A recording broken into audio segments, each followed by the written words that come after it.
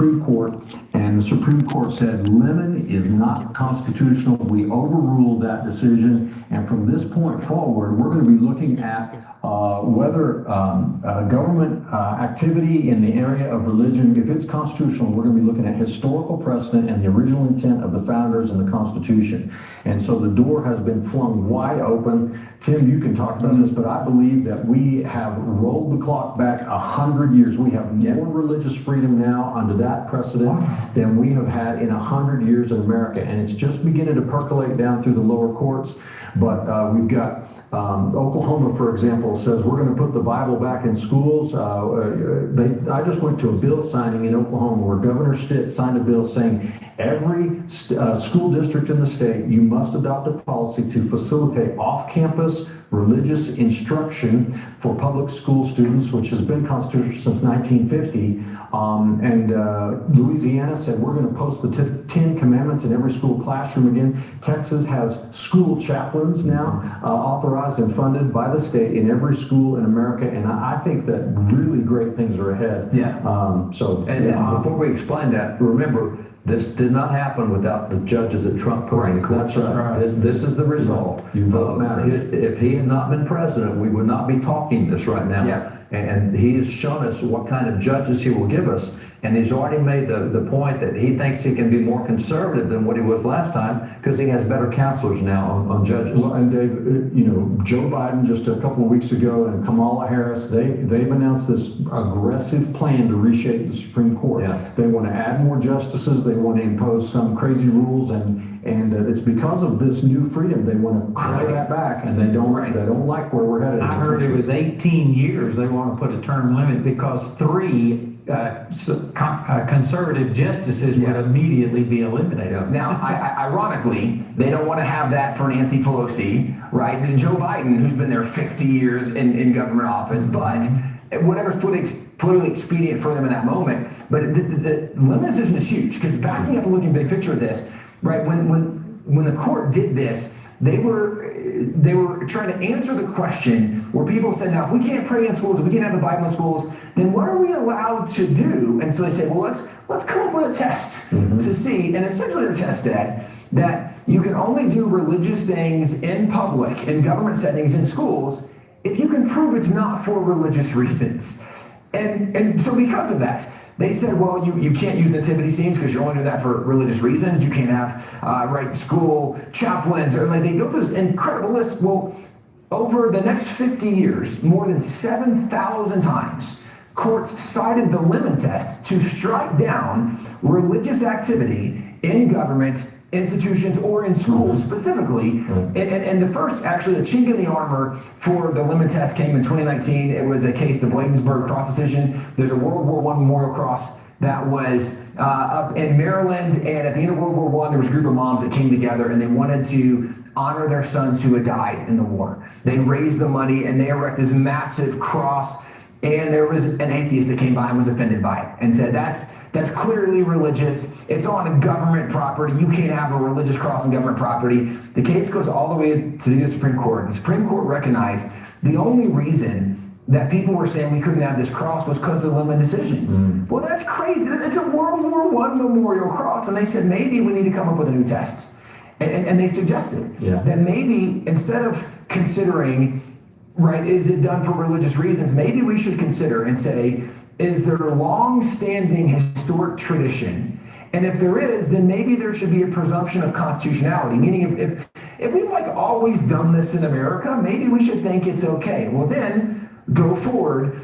Before you had the Coach Kennedy decision in 2022, you also had the decision from the city of Boston. There were 3 flagpoles that flew in front of the city of Boston. One of them flew the American flag, one flew the city flag, and then the third flagpole would fly whatever flag. Citizens could come and they could petition to get a flag flown in their honor, celebration, whatever it was. The city had flown more than 200 flags and had never said no, until one group came and they said, we want to fly the Christian flag. And the city said, oh, no, because separation church and state, that run out so many things. But a judge upheld the decision saying, oh, yeah, they can choose not to do that because clearly that's for religious reasons, so it violates the Lemon test. Well, this goes to the Supreme Court, and this is the second chink in the armor, because this is before Coach Kennedy. is a second chink in the armor of women, where they say that's clearly religious discrimination against these individuals who have a religious viewpoint. And I think it was Justice Breyer. It was Justice Breyer. Justice Breyer, I think, is the most secular justice we've ever had in Supreme Court history. And he came down and he said, hey, this would have been unconstitutional on a limit test, but the limit test was done at a time when the court took a much more freewheeling approach to the constitutional interpretation. So Breyer saying that was a bunch of liberals, but it was a 9-0 unanimous decision. All the liberals joined, all the conservatives said you got to fly the Christian flag. So it was twice the U.S. Supreme Court cited and said Lemon was wrong in this, and that's to build up to Coach Kennedy. And the Coach Kennedy decision took 7 years to get there. He lost every single appeal, and every lower court said, well, Lemon says he can't, so clearly he can't. And this is when the U.S. Supreme Court, not only did they reinstate him and say that the school was wrong and he gets back pay, but they said that the Lemon decision is why this was used, and that was a crazy thing. You want to speak to this? No, you're good. I'm just saying, Lemon was criticized ever since it was decided. There were legal scholars all over the place saying this is unworkable. Right. It's not rooted in the Constitution and history and all of that. You know, at Truth and Liberty, we had our awards banquet last year, and we were so blessed to be able to give Coach Kennedy the Samuel Whitmore Award at that event. And what an inspiring, he's a Marine Corps veteran. And anyway, it was awesome. But I think this all goes back to Riley Gaines spoke at that. Yeah, Riley Gaines.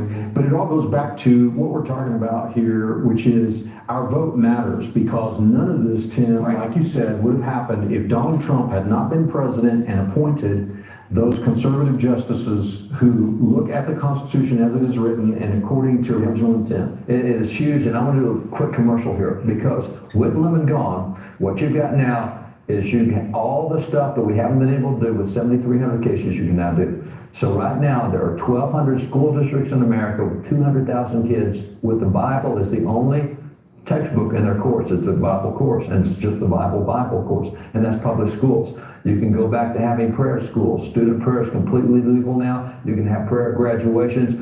You can have you can do creation science stuff now. It doesn't have to be evolution. But that only works if parents will get their kids, and the kids will do that. It's got to be done locally. So Trump has opened the door for the nation to change itself if they want to. And so that's what Trump's judges, but we got to make the decision. The law firm that had all three cases was First Liberty out of Dallas, and they have a website called Restoring Faith in America, RFIA, where they want people to know what can now be done to continue to advance religious liberty, because as you mentioned, there's more opportunity for religious liberty now than in any of our lifetimes. That's right. I mean, really, like maybe since back in like the founding father era almost. It's incredible, and it couldn't have happened without Trump. And this is not just a blanket plug for Trump, because when Trump was first running in 2015, 2016, I mean, there was some stuff coming out about him, and you know, some recordings, and you're a like, couple of weeks before the election. right, and you're like, this guy's got some issues. Well, the reality is that the things that people are saying now, Trump is the same Samson kind of character. But if you look at what now, God was able to use Trump to do something that now has changed the fabric of America in some of the most incredible directions, where we have in Louisiana the 10 Commandments and Oklahoma schools, and we work with state legislators in all 50 states, and we see things that are being filed for this upcoming year's cycles in the states that are doing it. And I'm talking about the nation's about to be fundamentally different now. That will be different in a from positive way. Correct. We're restoring some of these things that have been lost, where we're now having so many things protecting women's sports and protecting life and parental rights. Restoring parental rights and school choice in areas. All of this again to say, Trump was known to be a Samson kind of figure when he was running the first time. And he's no less of a Samson kind of person, but God used Samson, and God brought victories through Samson in incredible ways. And we're only kind of scratching the top of the surface of some of the things that we're seeing God do in America, that you can look back and when, for example, Roe versus Wade, which we haven't even really gotten into yet. Yes. When Roe was first decided back in 1973, there were people that in that moment dedicated their entire lives that they're going to now fight to try to end what this U.S. Supreme Court unconstitutionally said is this a fundamental right to abortion. Right. They said, no, that's crazy. They spent their entire life fighting for something, and many of them died and never saw it realized. They would be rejoicing right now, look at what God has done in this. And again, we can point out the fact that this came from a president, very imperfect president, but who appointed the right kind of judges, who actually read the Constitution and said, here's what the Constitution actually says. You've got 24 states, or I think is the count, that have major restrictions on abortion. Now, some of them heartbeat bills, something close like that. Right. And one number I saw out of Charlotte Lozier Institute was 300,000 babies' lives have been saved. And that's just in the last 2 years. And that's the result of the last presidential election. Right. Actually 2 ago, but Trump, and this is why it matters. Yeah. I mean, this is what really matters. So if you're a Christian and you go into the polling booth and you say, well, I don't like this candidate, this one is nicer, and you vote that way, then you, honestly and truly, you don't care about the issues that matter, and you're being foolish. And I'm not telling you how to vote, but you got to vote according to policy and biblical values, not according to personality. Let me also say that we are in a war. I believe that this is every bit as big a war as a revolution or the Civil War, and in some ways it's worse because it's subtle. People don't realize we're in a war, but we are fighting for the foundation of this nation. Yeah. And who else would take a bullet to their ear and stand up and go fight? Right. There is not anybody else that I can think of that would handle all the stuff that's happened to President And one thing we know for sure is we know what President Trump will do because of what he did. Yeah. We think we know what Walsh would do because he was governor, and what Harris would do because she was AG and she was a senator. So we got records on all of them. But I'll point out that in addition to all the things that we're concerned about as Christians and things like life and religious liberty, there's also other things I think are really fundamentally important, like borders. I mean, we did have a closed border, absolutely. And now we got so many terrorists, and we can't count them all. And I mean, we see the weekly reports, because in Texas, we get those weekly reports of how many came across that are on the terrorist watch list, and they still come in. We've got that. We've got the fact that our government is way too big, and Trump instituted a policy that you cannot issue another regulatory policy without repealing two. Well, that's really good. That's a decreasing government. Nobody hears about that. Nobody talks about that. What he did in the military actually became a military again instead of a social program. And so, what was happening, there were so many, we had, I think, 1,500 different folks who went into the military simply so they could get transgender surgery, because it's about $150,000 process. And they completely crippled their units. Our kid, we got a kid in the military, and there were 14 in the unit. And if you lost one of the 14, the whole unit was out of function, because they all had very specific jobs. And so you've now got all these units that can't work because people went in to get surgeries paid for, or they're going in to get free education because we don't have the military we used to have. And that's why we're seeing military people today saying, hey, don't join the military. Yeah, they're not meeting their recruitment. That's right. They're not meeting the recruitment. See, Trump had all of that different. And so for people, when you start hearing all the $1 billion that's going to be spent in campaign ads to talk about how wild and radical it is, just go back and look at what it produced the first time. And we're already seeing Google and some of these major search engines changing algorithms where they're favoring a particular candidate and bring it. If you want to search Trump on Donald Trump, you're going to find pages and pages of negatives. If you look for something negative on Kamala Harris, you're going to have a hard time finding it. Yeah. We're already seeing social media, we're seeing big tech involve themselves in this. And Andrew, as you pointed out, we are in a war, a spiritual war.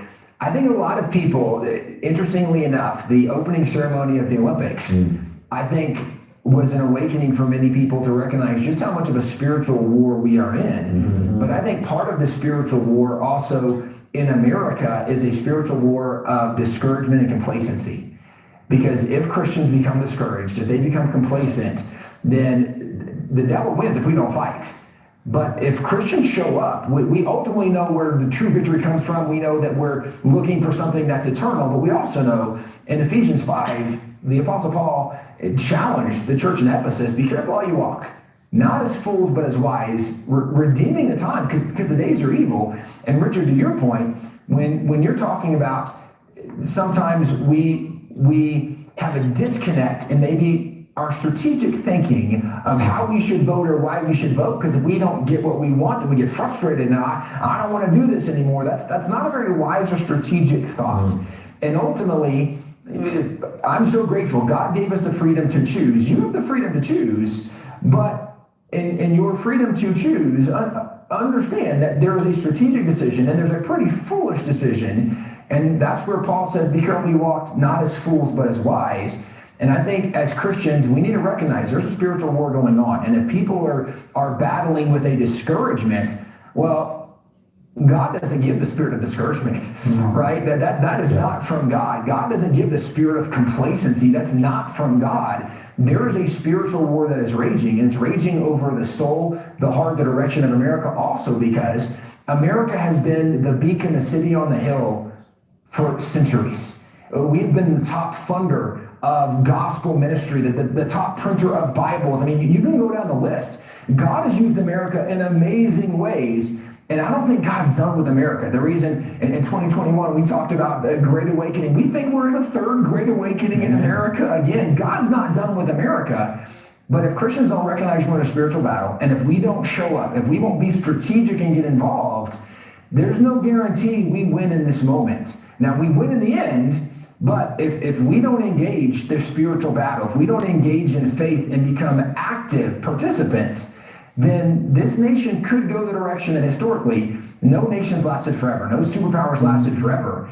And most of them, they last around 250 years is the average length cycle. We're a year and a half away, 2 years away. And I would add too that what you're talking about, discouragement, because people are discouraged. And we're hearing it, people, there's a lot of criticisms, and it's easier to criticize than to see the positive thing. But there's a great example in the Bible with David. When David was out doing the king's work and was fighting the enemy and was winning the enemy, and he came back to his town of Ziklag, and the enemy came in and had stolen everything that was there, stolen his family, stolen his children, stolen all the guy's stuff, and they all turned on David. And they wanted to put David down, and there was nobody encouraging him. And 1 Samuel 30, verse 6 says that David encouraged himself. Amen. And because he encouraged himself, he got them together. He said, okay, guys, let's go kick tail somewhere. And they went and got the enemy. And sometimes you just got to encourage yourself, because there's not much encouragement on the news or media or wherever. If you got a circle full of discouragement, get a different circle. Find something else, but encourage yourself.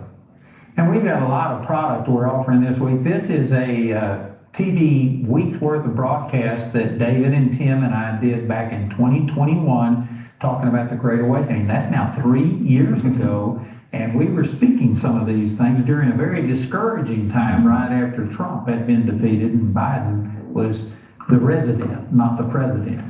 That's my opinion. And then we have this Hope for the Future, which is a new movie documentary that Richard's team put together, and this is based on 3 prophetic words that God gave me, that we are in a great awakening. We've got this little book that goes along with that. We got biblical worldview and just a lot of stuff. And also, you got a great website, wallbuilders.com. What's available? We have all kinds of resources that people want to learn more about the Christian heritage of the nation. In fact, even about the first and second Great Awakening, recognizing how there would not have been an American Revolution had it not been for pastors. There would not have been an end to slavery had it not been for Christians and pastors involved. And we recognize there won't be a future of America if it's not for Christians and pastors involved. And people want to see that. Wallbuilders.com, incredible resources, lots of great writings, books, documents, original sources. Go back to the founders' writings, but wallbuilders.com is the best place to go. And the first and second Great Awakening are really important. We covered that in a book called The American Story, The Beginnings. And we talked yesterday about John Quincy Adams, a phenomenal story. That's covered in The American Story, Building the Republic. So those kind of stories, that's the kind of content information we'll have. You got one of the greatest resources of any website in the nation. It's really, really awesome. So I encourage you to please take advantage of that. And we also have a series on biblical worldview. This is just the first one. This one is me teaching on just foundational things, like, is the Bible the Word of God? What is a biblical worldview? But then we've got subsequent volumes also available on racism, sexuality, socialism, communism, things like that. And we have David Barton, a lot of different speakers that are on there. So this is really, really good. So our announcer is going to be announcing all of these things. And we just encourage you to please get involved. You know, we have a potential of over 6.2 billion people that could watch this worldwide.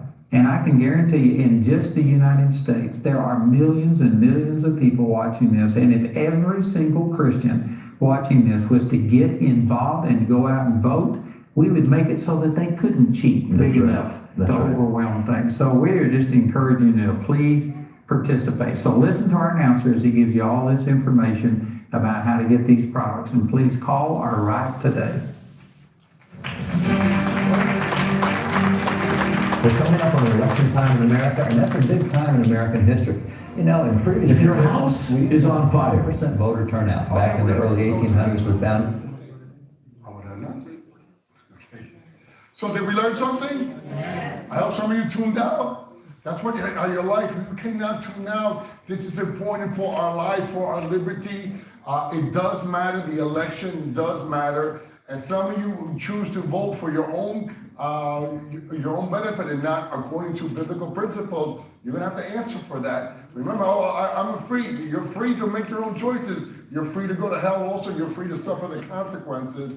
So this is a wake-up call for all of us in Jesus' name. Amen? Next one is just a short one in 1 minute. This is Jonathan Kahn from Wayne, New Jersey, but he is on TBN. He's on Daystar Television. They bring him into the Washington. He's addressed the Senate, the joint session of Congress. So he does the national prayer. So he's got a tremendous following. Several books on the New York Times bestsellers list, #1 on the bestsellers list. Gone to Cuba, got to different places. Met with Fidel Castro right before he came down. So interesting, look up about him and do your own research so you can make your own decisions. Jonathan Kahn, next.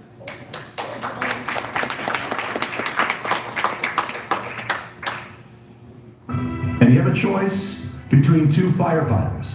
One appears friendly, laughs a lot, tries to tell you what you want to hear, but is going to let your house burn down, and is even in favor of your house burning down with babies perishing within your house. The other is rough around the edges. He brags and you don't really care for his style, but he's committed to fighting the fire that is burning down your house and saving the lives of the children inside. There's no choice. There's only one. You say yes to the ornery, rough around the edges one who is committed to saving your house and the people within it.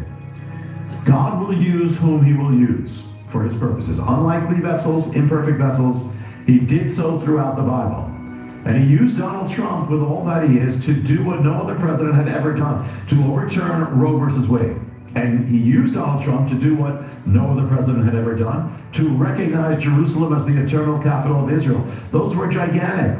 The forces that are moving America rapidly against the ways of God are massive, and that will lead to persecution, occupy virtually every institution of our culture.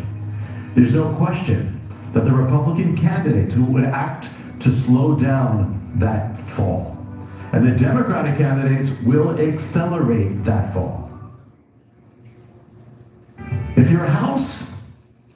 That was an abbreviated version. Thank you very much.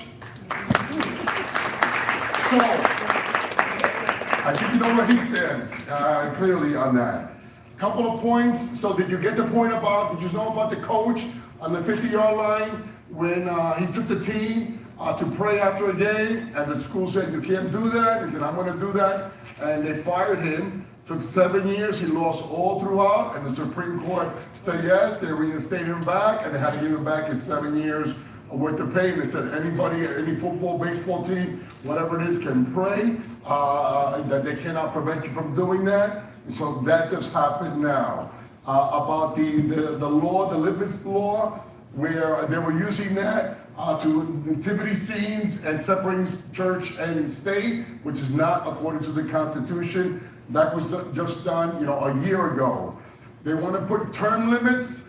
If you don't vote correctly, they want to stack so that we can take away our freedom. So that's important for us to understand that.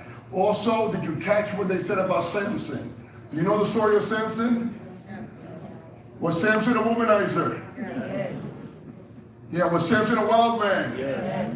Did God use him? Yes. Did he save Israel? Yes. So read your Bibles and see that God uses imperfect people to do what he wants to do. They mentioned about the opening of the Olympics. How many of you saw that? And the uproar that caused, to ram things down our throat. To me, the biggest thing also from this was a weekly series that they were on for 2 weeks, where they said all superpowers, the life is only about 250 years. The United States has 248. 2 years left. So we've got a choice to make.